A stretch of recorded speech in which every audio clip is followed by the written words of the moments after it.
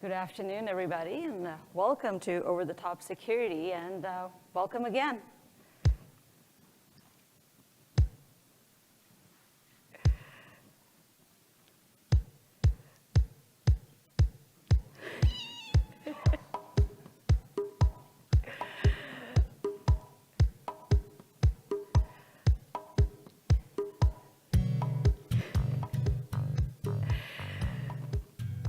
The rise of cat videos has brought international fame and glory to many an unknown alley cat.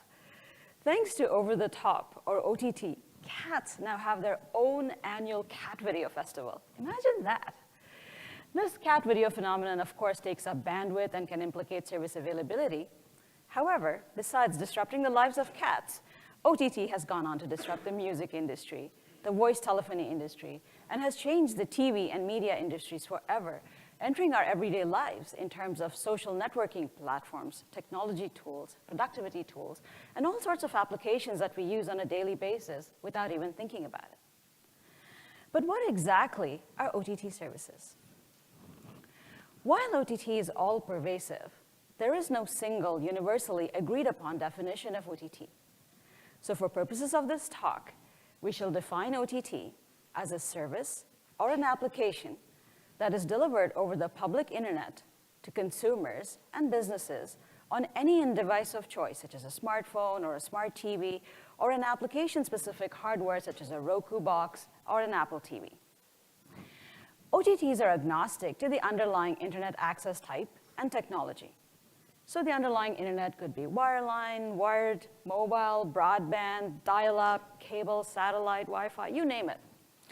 And along with that comes various terminology: mobile network operator, cellular data services provider, cable co, and so forth. So for this talk, I will be using the terms internet service provider, or ISP, carrier, or telco interchangeably to mean suppliers of internet and telecommunication services. So historically, telcos have provided us voice and video services. And over time, they have become responsible for the confidentiality of our information on their networks, for the privacy of the subscriber data around those services, for service integrity and service availability. So by a show of hands, how many of you have ever called a telco for issues of service degradation? That's a lot of hands. How many of you have called an OTT service provider, such as an Instagram or a Twitter, for issues of service degradation? Not that many. So while telcos and OTTs both offer services over IP technologies, there are some distinct differences between the two. Telcos offer services over dedicated managed networks. They invest in infrastructure, bandwidth, and often own the end device on customer premises. They tend to operate in premium content, not so much user-generated content, and they adhere to service level agreements. So they take responsibility for the quality of service, quality of experience, and they even manage and monitor the services they deliver.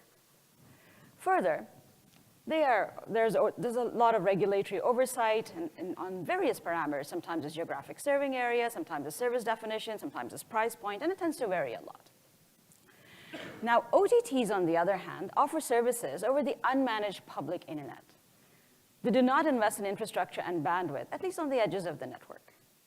They assume an any device, anywhere model, so a lot of flexibility in what connects to the edges of the network. And they do not take responsibility for the quality of service, quality of experience, so they offer services on a best effort basis. Further, there's not that much regulatory or governance and oversight on their services that they offer. So how do you think this bodes for the confidentiality of your information on OTT services? What about the privacy of your data around those services? Service integrity and service availability? Hold that thought. So one of the reasons for this talk is that OTT is a rapidly growing space. And the global OTT revenue forecasts are at $333 billion by 2025. The Cisco VNI report also tells us that 82% of the global IP traffic will be video by 2022. So a lot of this talk will lean into video services, although we will talk about other services as well.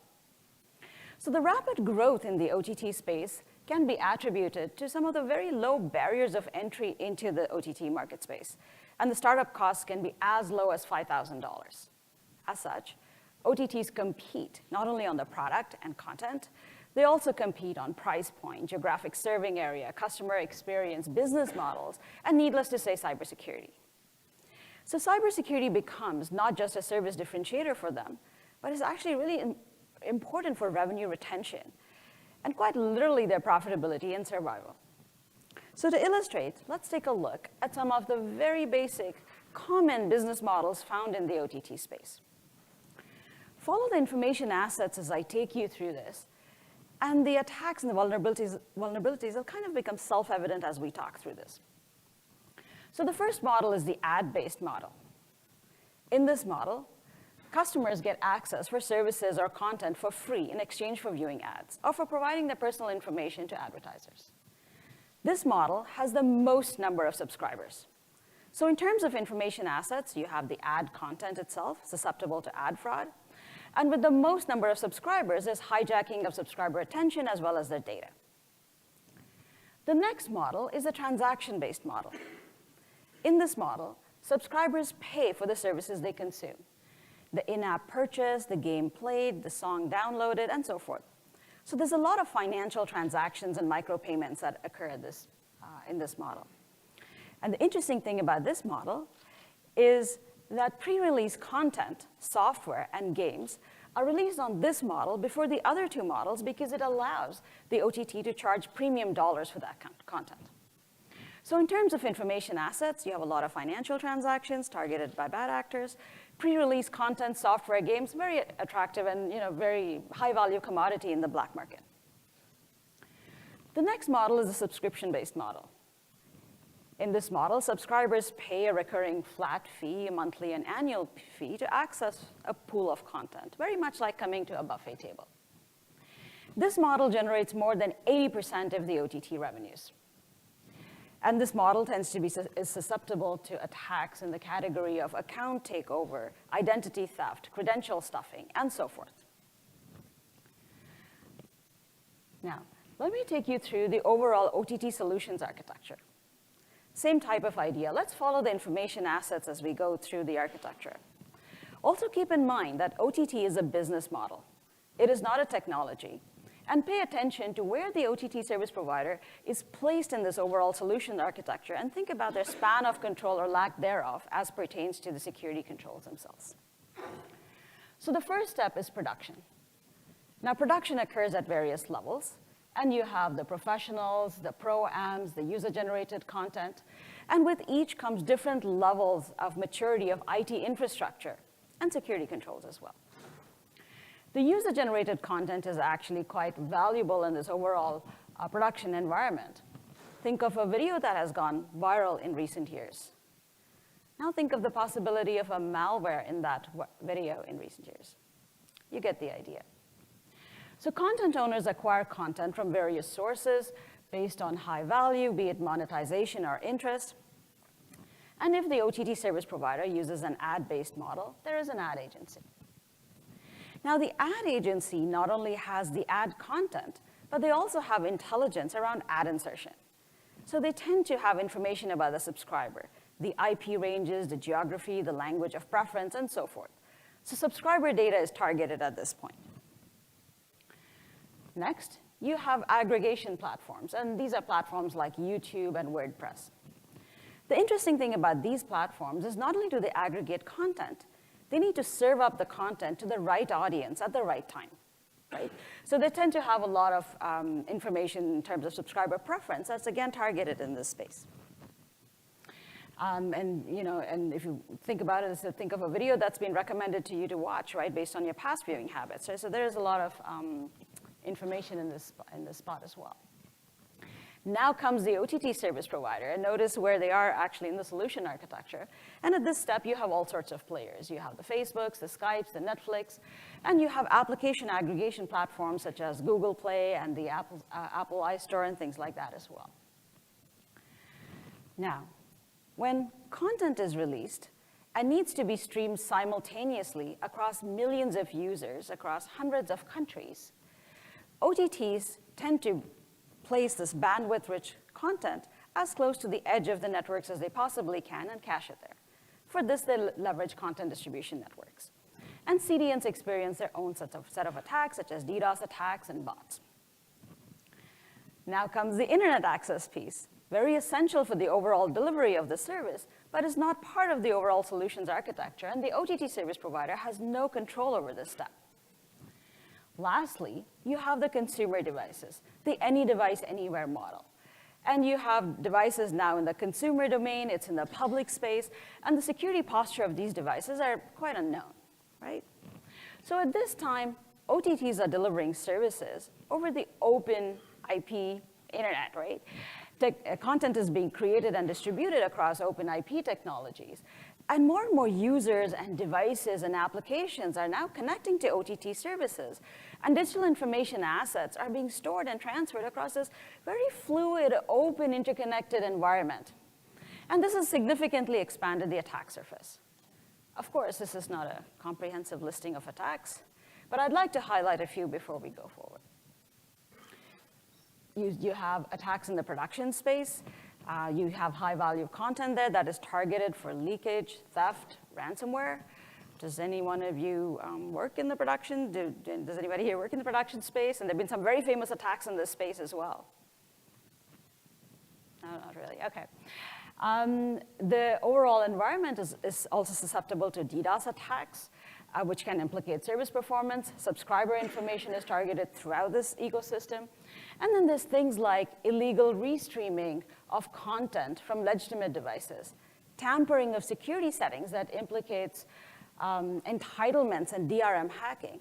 And at the very top of this list, you have credential stuffing and ad fraud.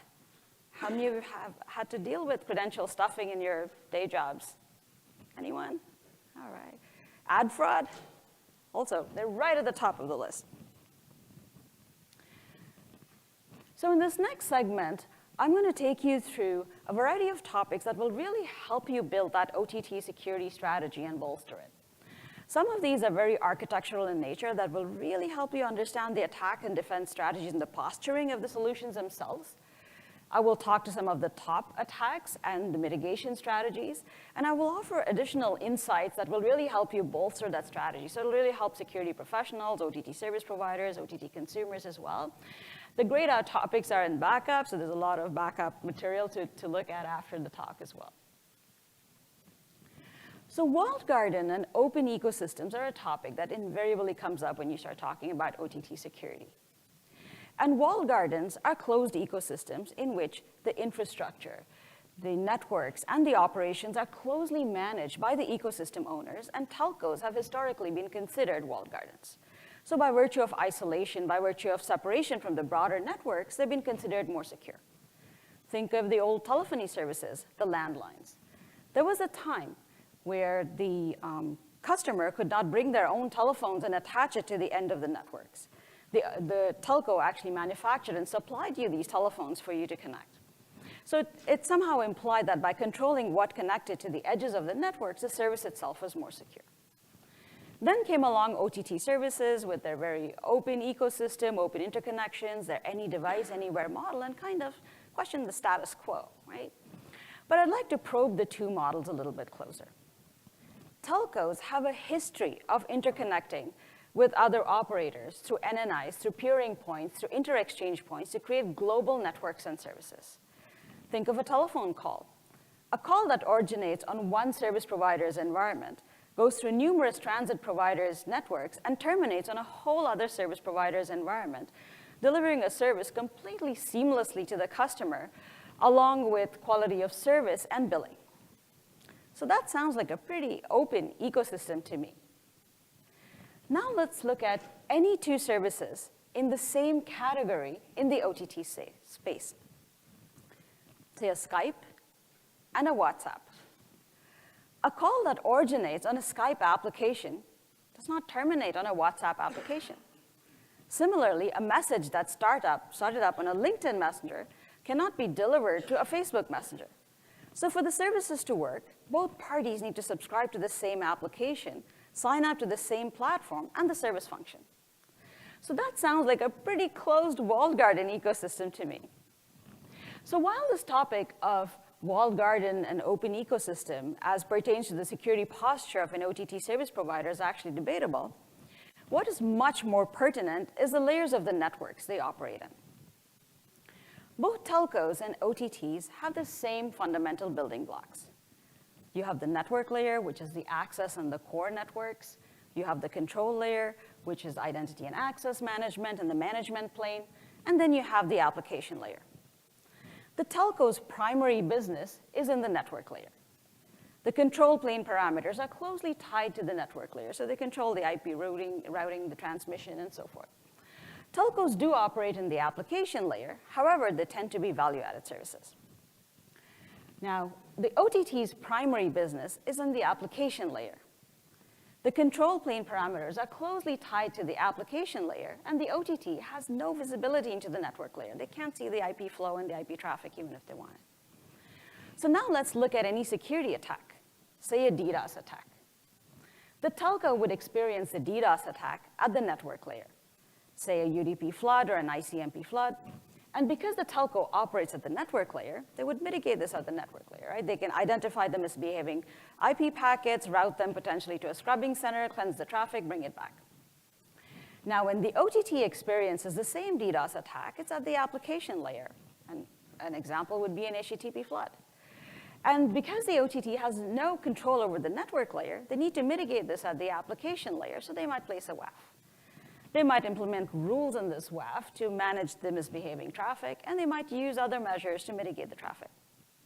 But essentially, the point here is that security attacks and defense are actually occurring on completely different layers of the network. This topic is actually much more important than the walled garden ecosystem conversation we were having a little bit earlier in terms of strategizing and building that OTT security strategy. The other interesting point to note is that the application layer, of course, interfaces with the human layer, the human element. And there's a host of vulnerabilities that OTT service providers need to account for and strategize in terms of this. So Fortinet Networks tells us that 73% of the internet is encrypted at this point. And OTTs constantly tout end-to-end encryption. But what does end-to-end encryption mean? And end-to-end encryption can be implemented in multiple ways. Imagine that Alice is making a transmission to Bob. And let's look at flow 1 on the slide. The traffic from Alice's device to the edge of the OTT service provider is encrypted. And the traffic from the edge of the OTT service provider's environment to Bob's device is encrypted. The traffic is essentially in the clear within the OTT service provider's environment. And this is actually a very, very common implementation of end-to-end encryption, right? So the traffic is in the clear in the OTT's environment because it's considered to be a trusted space. And there could be third-party providers, cloud infrastructure, whatever the OTT needs to provide the service. Now, the next implementation is the second flow. Let's follow the second flow. And here, encryption is implemented in segments. So you have encryption that starts up at Alice's device, terminates on the edge of the OTT's environment, and a new segment starts up at this point towards inbound towards the service provider's environment, and so forth. So the point of termination of encryption at the edge of the service provider's environment, your traffic is essentially in the clear and visible to the OTT service provider. So I hope you trust your OTT service provider. The upside of this is it presents the opportunity to the OTT service provider to provide value-added services, security scanning, scanning for malware, indicators of compromise, command and control, and could really boost the security posture of that entire traffic there. Now, the next topic that comes up is what we do have end-to-end encryption because we have peer-to-peer services. But how many peer-to-peer applications can you really think of? Pure peer-to-peer, no service provider involved. These are actually few and far between, and a couple of implementations come to mind. There is a Bluetooth-based messaging platform called BridgeFi that's currently being used in Hong Kong. There's Apple's AirDrop that uses their proprietary protocol. And essentially, there is a lot of detail-specific work to be done to ensure that there's end-to-end implementation in these circumstances for peer-to-peer implementations. I want to leave you with two other thoughts before moving forward in this topic. Of course, endpoint authentication goes hand in hand with end-to-end encryption. You always want to know the source and destination are what we're intended to be. And media traffic, because a lot of this OTT conversation is around media, tends to flow in multiple streams. You have a video stream, an audio stream, a metadata stream, and when an OTT tells you that the traffic is encrypted end-to-end, chances are they're talking about the video traffic because they're protecting their content. Your data, however, your IP address, your title watch, your language of preference, could well be flowing in the clear in the metadata, right? So the next time you hear end-to-end encryption, ask questions, read the fine print, know what it really means, and verify that if you are indeed getting end-to-end encryption as promised, right? So security firms have been reporting that piracy is on the rise. And piracy costs the US economy $30 billion annually. And when it comes to media and video content, digital rights management, or DRMs, are all the rage. However, the primary purpose of DRMs is content monetization and copyright protection. It was never designed for security. And DRMs work on 3 fundamental principles. First, they establish the copyright for a piece of content. 2, they manage the distribution of the copyrighted content. And then they control what an end user can do after the content has been distributed. So while they use various techniques that we also use for security, the primary purpose is still content monetization. So let me now take you through a very basic flow of DRMs, because the OTT is, again, predominantly in the video and media space. So the packager is an application that is responsible for encrypting content. And when the packager wants to encrypt content, it requests a key from the DRM system. The DRM system associates the key with the content ID and returns it back to the packager. The packager now encrypts the content and places the encrypted content on servers or in content distribution networks. Now, when a user comes to watch the content, this is like a person going into a portal, and clicking an image. Essentially, it's whatever they click is associated with the content ID. So a request is placed for the encrypted content, and as well as the key associated with the content. And both the encrypted content and the key is returned, and the client decrypts and plays the video. So now on to the security things. The de facto standard for most commercial packagers for encryption is AES, symmetric key encryption. So this means a symmetric key is being transferred between the DRM system and the packager, and the DRM system and the client. And it's super important that this key is transferred over an encrypted channel. And of course, it goes hand in hand with proper key management. Now, the next thing to note is that DRM systems work hand in hand with customer authentication. So think about it. So you log into a portal, you want to watch services, there's some content that you can watch, and then there's other content that you might watch if you pay something. So after authentication comes authorization, which is tied very closely with entitlements. And this works in tandem with DRM systems. So while this component is actually essential for DRM systems to work properly, DRM systems don't actually predicate customer authentication. So this implementation is left completely to the OTT service provider. So security professionals, here's your work cut out for you to ensure that entitlements and DRMs are implemented correctly to ensure robust DRM implementations. Now, remember the OTT has an any device, anywhere model? So imagine that the OTT service provider wants to offer services on an Apple iOS device, on a Google Chrome browser, and wants to offer their services on an Amazon Fire TV. They need to purchase and implement a fair play, a wide wine, a play-ready DRM technology. That's 3 separate DRM technologies already. Now let's go back to that any device, anywhere model. That's a host of DRM technologies that need to be purchased and implemented. It's expensive, there's interoperability issues. The OTT does need to have a very clear multi-DRM strategy. And more importantly, should there be a security incident, you need a DRM service provider that's able to isolate that security incident through this maze of technologies and remediate it rapidly.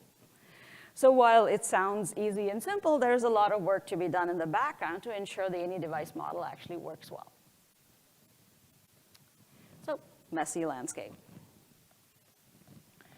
But what about user-generated content? And this is not to be underestimated. 72% of purchase decisions are made after watching user-generated content. And OTTs deal with user-generated content in multiple ways. You upload your content to the platform, the content belongs to them. Implicit consent. Remember those checkboxes you hurriedly checked off to sign on to their platform to upload your content? Explicit consent. You gave your consent away.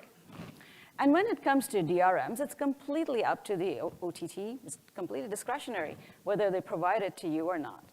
So the next time you want to put up your content, pay attention to the fine print. Know your rights and your copyrights because your content is being monetized whether you're the beneficiary or not, right? And especially if you don't want to become an internet meme, you want to read the fine print. So between January 2018 and June 2019, that's 18 months, Akamai registered 61 billion credential stuffing attempts and 4 billion web application attacks, and the technology and the media sector were at the very top of this list. So for credential stuffing, bad actors acquire combo lists, and combo lists are lists of usernames and passwords from previous compromises that are currently being bought and sold on the dark web. Bad actors acquire these combo lists, and they systematically try to hack other applications. They use botnets to make these attempts look like normal login activity. And once they hack in, there is an account takeover, there's identity theft, there's all kind of fraud. And this type of attacks takes a long time to detect because it looks like normal login activity for the most part. So in order to protect yourself, consumers, use unique passwords for each site. Use password managers to help manage those unique passwords. And then enable MFA when it's offered to you, 2FA, MFA, use them, it's really important. From an OTT service provider standpoint, support those password managers. Let the password managers that the customers use integrate with your applications. Block the use of combo lists. So remember when the users come to sign on to your application, stop them from using the usernames and passwords that are already out on the combo list. So these combo lists are now available on the internet, and you can't integrate them with your application. And more importantly, enforce password change entropy. So if there's a compromised password that's Juliana1, don't change it to Juliana2. It's not going to help. The tools that the bad actors using almost have about 50 variations of attempts, of variations of that same syntax of that password. So it's really important to have the entropy as relates to combo lists, right? So those are really important things, the MFA and to have password change entropy as relates to the combo list. So it really helps protect the OTT applications. Now, an average user has 130 usernames and passwords. And when you come to sign on to a new OTT application, you get your 131st username and password. And at this point, the user is in credential fatigue. The very reason they reuse passwords and credential stuffing works, it's the human element of security, right? So OTTs can really help with this situation, can help alleviate this whole issue by trying to use identity management models. Consider using a federated model. In this model, the user brings their identity from other applications such as Google or Facebook and logs into your application. The upside of this is that as the OTT service provider, you no longer need to gather information to authenticate this user, their date of birth, their email address, and so forth. The downside of this is, should their primary identity be compromised, all associated applications are compromised, and you as the OTT service provider have little or no control over that. Now, the next model is leveraging a third-party identity management provider. In this model, various organizations and companies sign on to the services of this third-party provider. And this allows the user to bring their sign-on identity from any one of those partners to log onto your application. The Government of Canada, as well as the TV Everywhere portal, use this model. Check it out, it's pretty interesting. And the overall trend in the space is towards biometrics and passwordless, a little bit more complex to implement, but really worth it and goes a long way in bolstering the security posture of your site and service. Right, so keep that in mind. So can you take a guess at what we're looking at?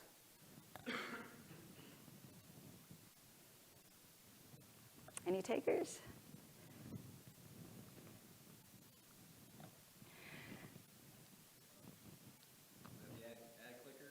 Ad clickers? Very good. This is a phone farm.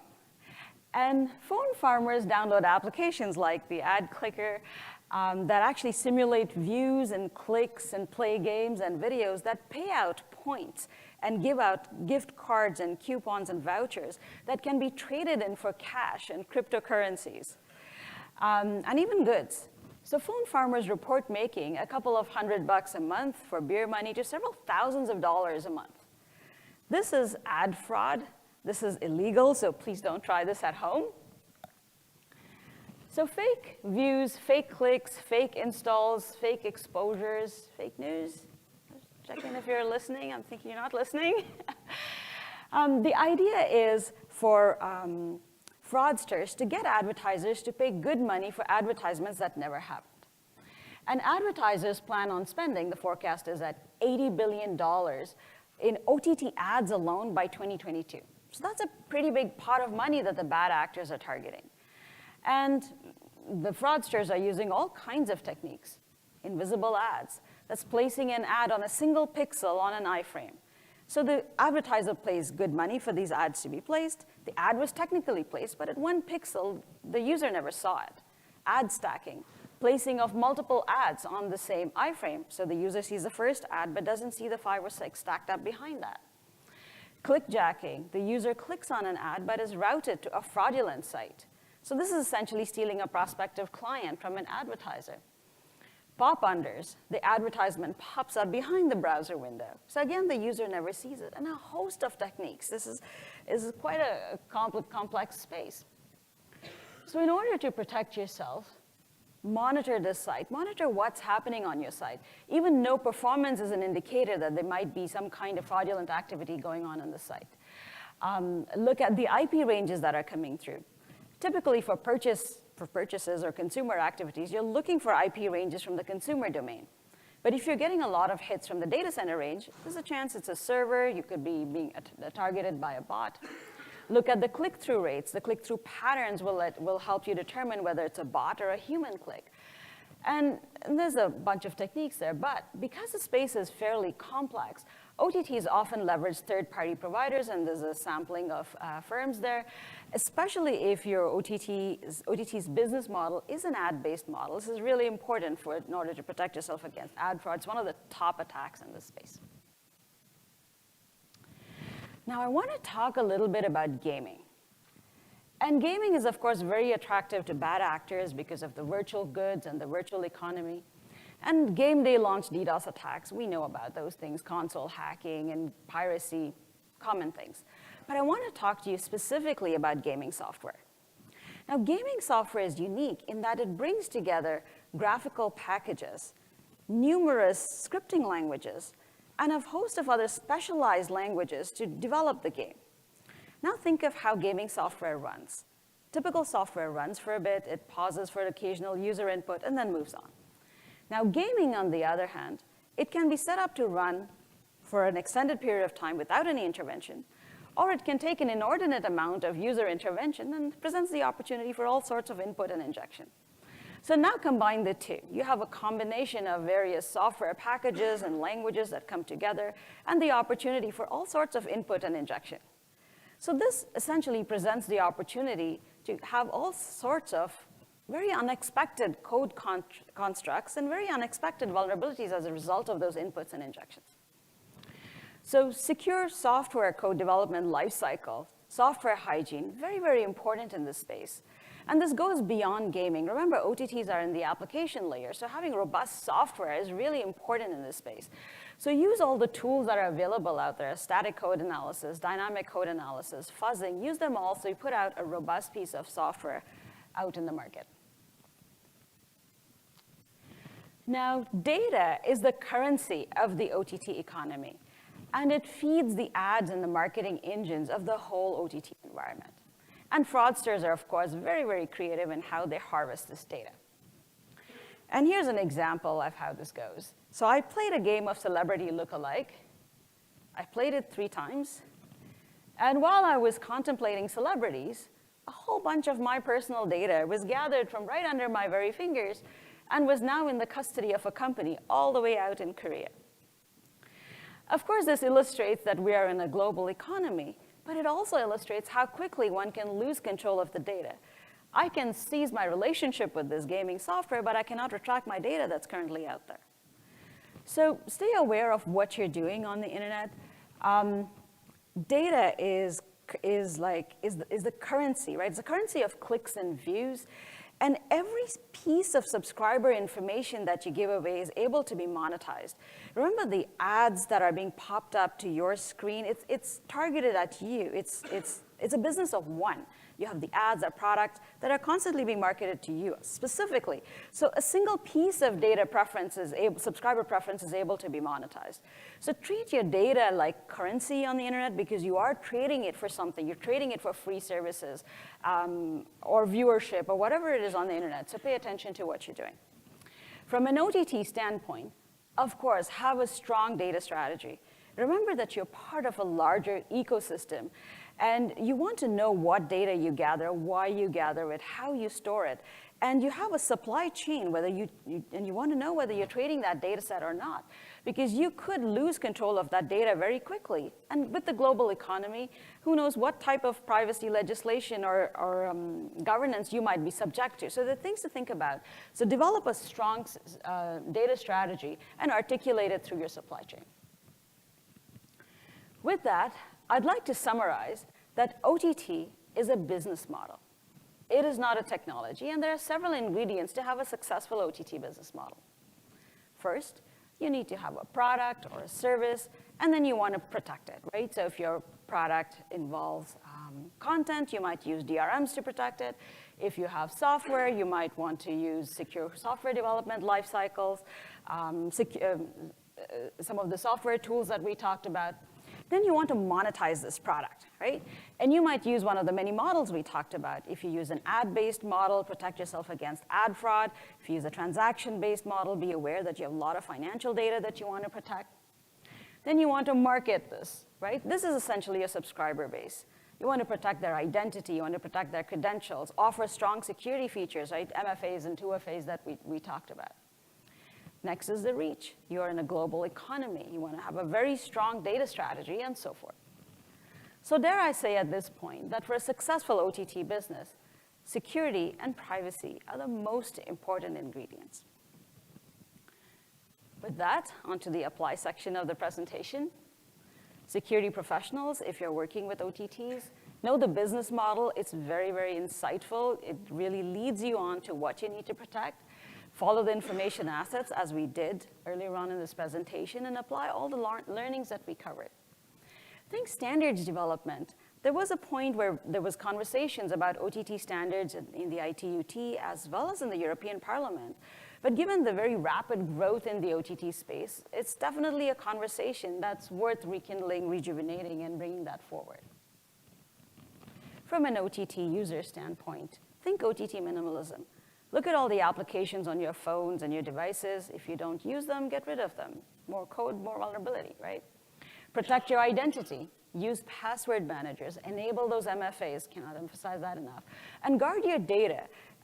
Protect it. It's a business of one. You no longer need to be that part of a larger data set or reach a critical threshold to be monetized and be valuable out there. So protect it. It's a currency of clicks and views. And protect user-generated content. Know your copyrights, and you want to think about whether you want to become a meme or not, right? From an OTT business standpoint, have a strong security strategy. Know the security parameters of your service. Offer strong security features, strong authentication, MFAs, things we talked about earlier today. And have a strong data security strategy as well. You're part of a larger ecosystem. There is a supply chain that you are interacting with consistently. And the same thing applies. Be transparent about your security posture because it's a larger ecosystem that you're interacting with. It allows your users and your suppliers to also kind of develop security strategies that helps the whole environment as a whole. And where availability is critical, so if you're offering services that's more than cat videos, don't be shy about partnering with your ISP. You might get bandwidth reservation and quality of service. And of course, partner with security professionals. There's security work to be done right from the inception through the implementation and the life cycle of an OTT service. These are the session objectives. We covered them all today.